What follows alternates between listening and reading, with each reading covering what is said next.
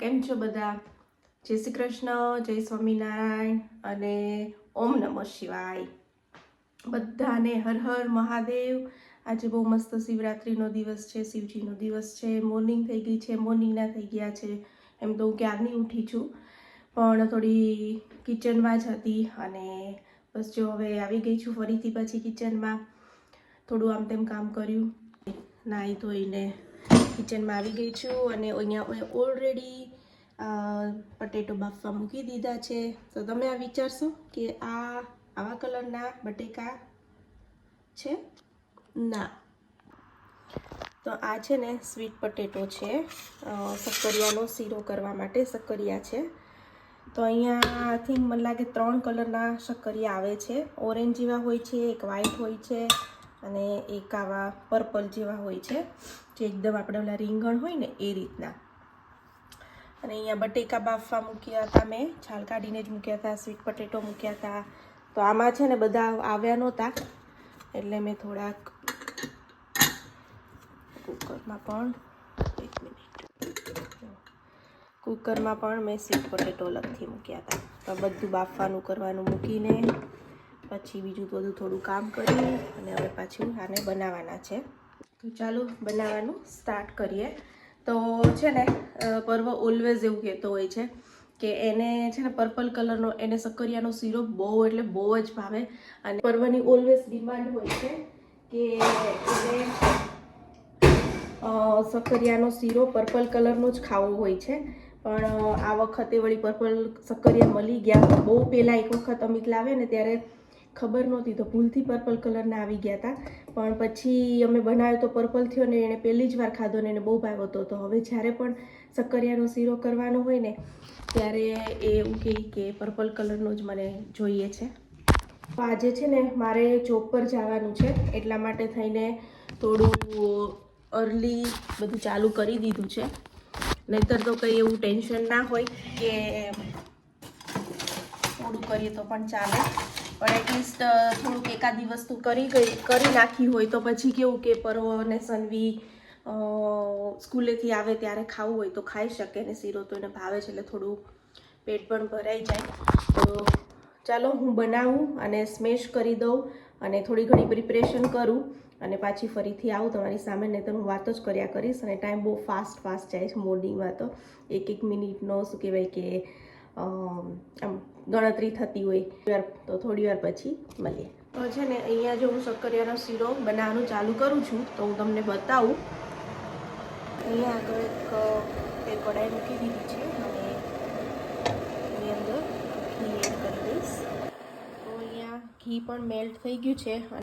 તો આ જે સ્મેશ કરેલો શક્કરિયા છે, સ્વીટ પટેટો, એની અંદર મેં છે ને થોડુંક લાઇટ એવું બ્લેન્ડર કરી દીધું છે, એટલે રેસા હોય ને તો પણ વાંધો ન આવે. તો આ હવે જે મેલ્ટ થઈ ગયું છે એ ઘીની અંદર એડ કરીને થોડોક આને શેકી લઈશ અને એડ કરી દઉં.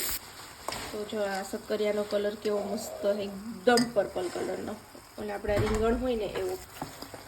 અને હવે આને સરસ આમ હલાવી લઈશ. થોડોક આ લોટને લોટ ક્યાં આ શક્કરિયા છે ને બાફેલા, આ જે પટેટો એને થોડાક ઘીમાં આપણે શેકી લેવાનું, લાઈક 3-4 મિનિટ જેવું. અને પછી દૂધ એડ કરીશ, દૂધ એડ કરી દઈશ. તો દૂધ ઠંડુ જ છે પણ વાંધો ન આવે, કેમ કે ફૂલ ગેસ હોય એટલે ગરમ તો થઈ જ જાય. અને હવે આને મિક્સ કરી દેવાનું છે. અને દૂધ તમને ગમે એ રીતે, આપણે ઓછું વધારે ન ખાય, પણ હું થોડુંક ચડિયાતું નાખું એટલે થોડીક વાર આમ દૂધ ઉકળે ને એવું ના નાખું કે દૂધમાં મિક્સ થાય ને તરત બની જ જાય.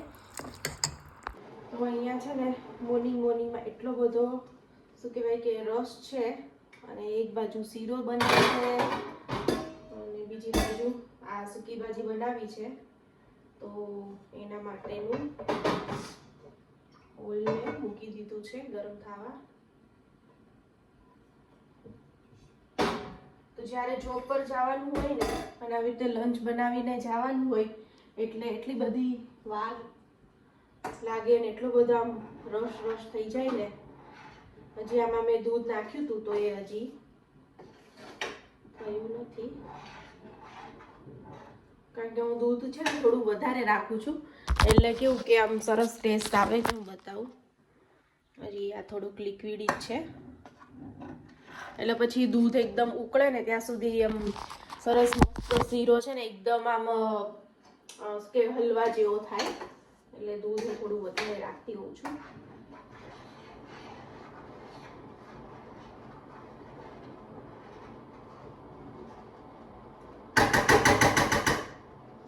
મિક્સી જ ઢાંકી દઈશ, કારણ કે આ છે ને બહાર ઉડે છે, ઉકળે છે ને તો. અને અહીંયા બાફેલા બટેકા હતા ને એ પણ મેં સુધારીને લઈ લીધા છે.